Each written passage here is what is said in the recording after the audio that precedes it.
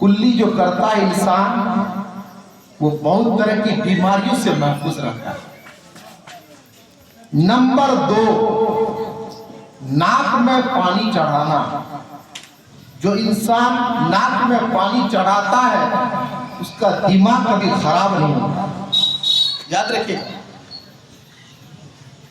जो इंसान नाक में पानी चढ़ाता है उसका दिमाग कभी खराब नहीं होता है। अब नमाज पढ़िएगा ना, जब नमाज पढ़ेंगे तो वजू बनाएंगे, जब वजू बनाएंगे तो नाक में पानी चढ़ाएंगे। मिसवाक करना, जो इंसान मिसवाक करता है उसका दांत साफ रहता है और बहुत सारी बीमारियों से वो महफूज हो जाता है। ये बातें हजरत इब्राहिम अलैहिस्सलाम के ऊपर वाजिब थी। मांग निकालना, कंघा करते हैं, कंघा जानते हैं ना, कंघा करते हैं, मांग निकालना, ये सुन्नत इब्राहिमी है। हजरत इब्राहिम अलैहिस्सलाम के ऊपर ये बातें वाजिब थी, हम लोगों के लिए सुन्नत है। मांग निकालिएगा, जब कंघा करते हैं तो बीच में मांग निकालिए, ये सुन्नत, औरत हो या मर्द हो, सबके लिए यही हुक्म है कि वो बीच में मांग निकालिए, ये सुन्नत। मांग निकालना भी सुन्नत।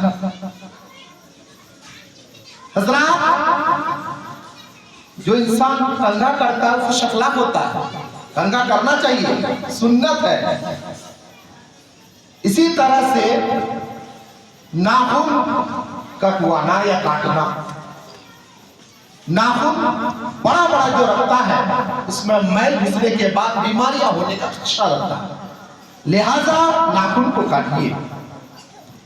मूंछें कटवाना, इतनी लंबी मूंछ ना हो कि मुंह के अंदर आ जाए।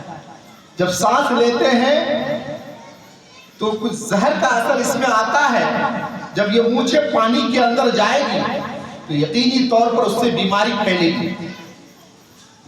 तो मूंछें कटवाना, मुंडवाना नहीं चाहिए, उससे इंसान कमजोर हो जाता है, कुव्वत बाह में कमजोरी आती है।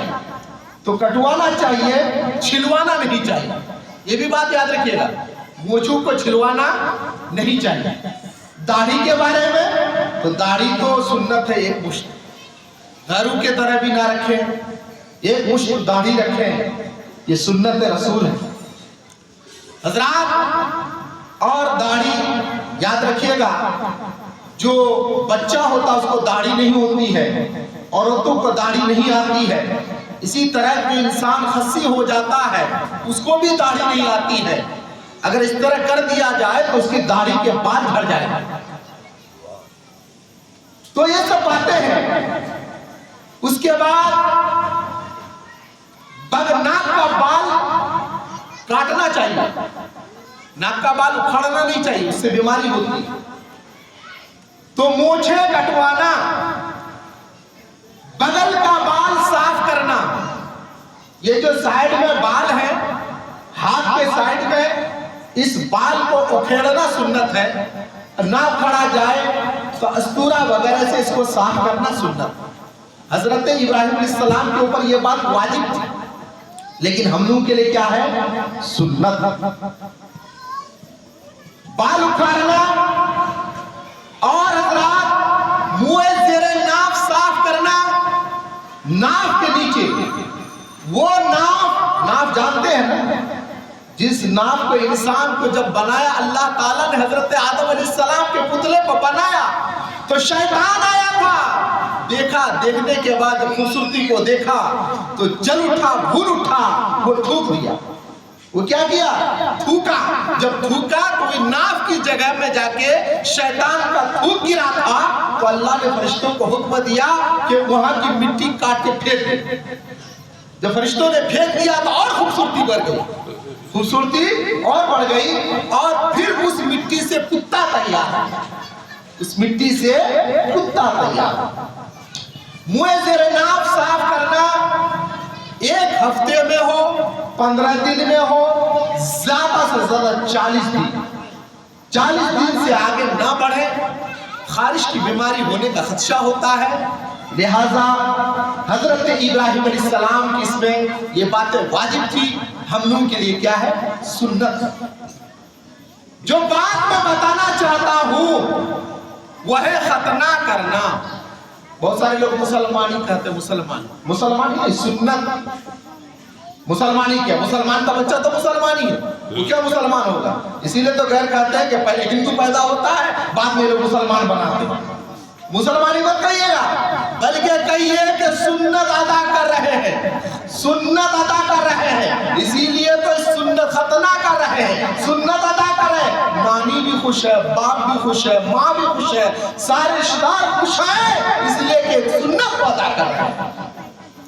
تو حضرات ختنہ کرنا یہ سنت ہے حضرت ابراہیم علیہ السلام کہ اس میں ختنہ کرنا واجب، لیکن ہمارے لیے کیا سنت ہے؟ کب تک؟ جب تک وہ بالغ نہیں ہوا۔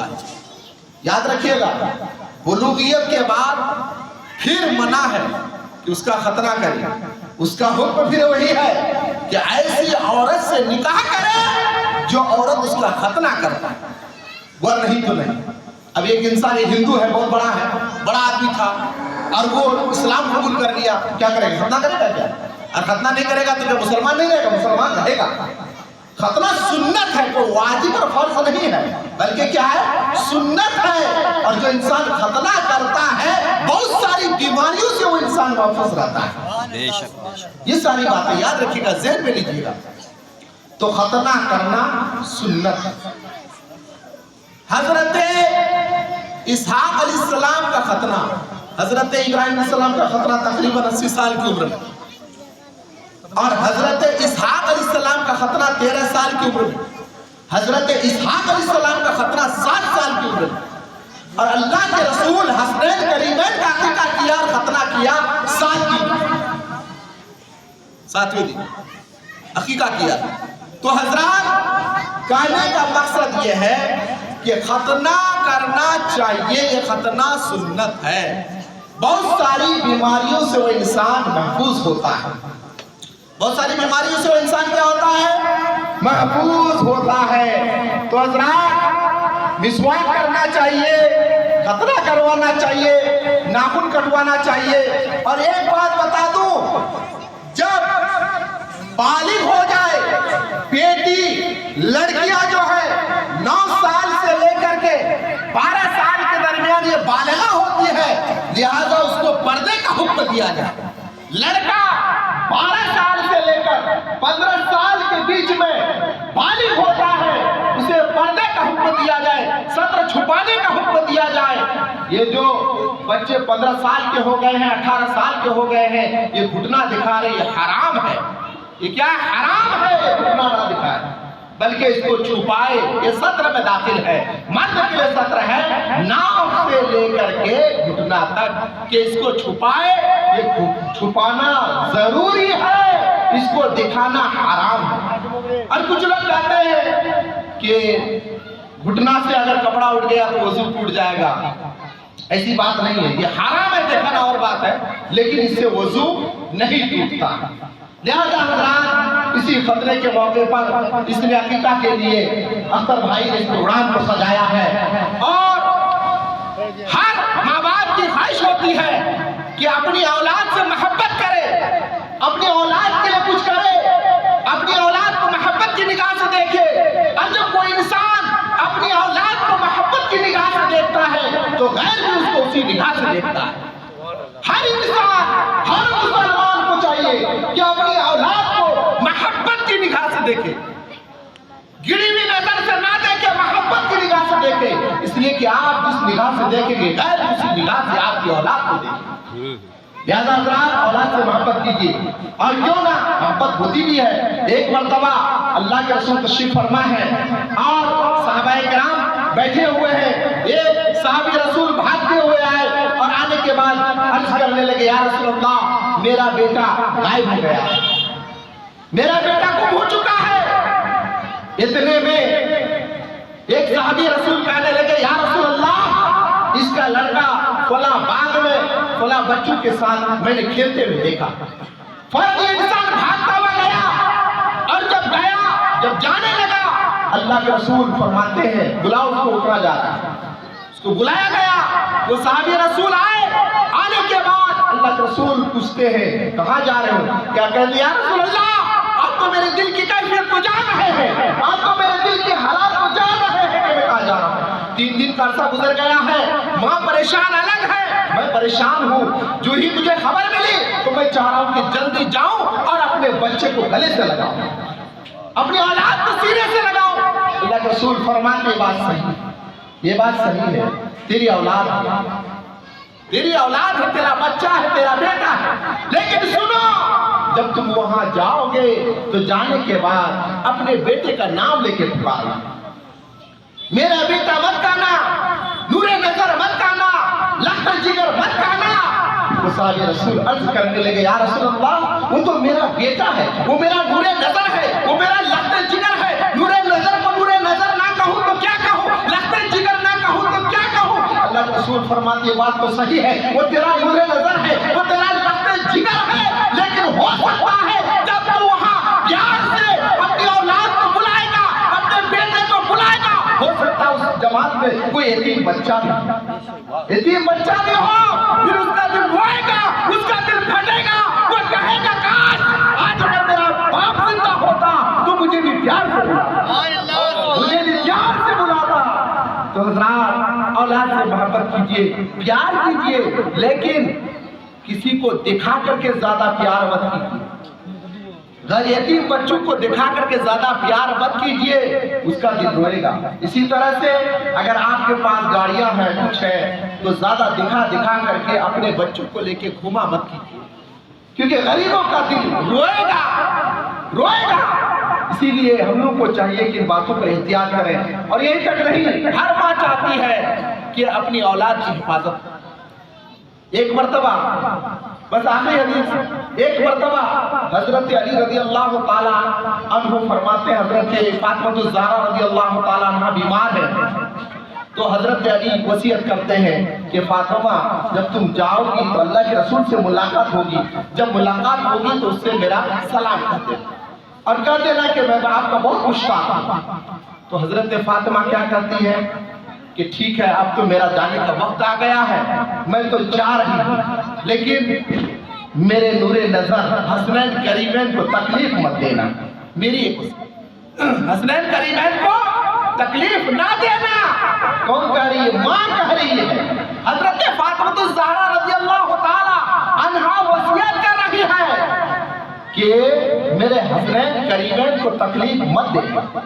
اس کے بعد جب میری وفات ہو جائے کہ ایک کاغذ کا ٹکڑا کھلا جگہ رکھا ہوا ہے، اس کو کھول کے پڑھنا مت، اس کو لا کر کے میرے کفن میں رکھ دے، اس کو کھول کے دیکھنا مت، میرے کفن میں لا کے رکھ دے۔ حضرت علی کہنے لگے فاطمہ بتاؤ تو صحیح اس کاغذ کے ٹکڑے میں کیا لکھا ہوا ہے، اللہ کے رسول کا واسطہ بتا دو۔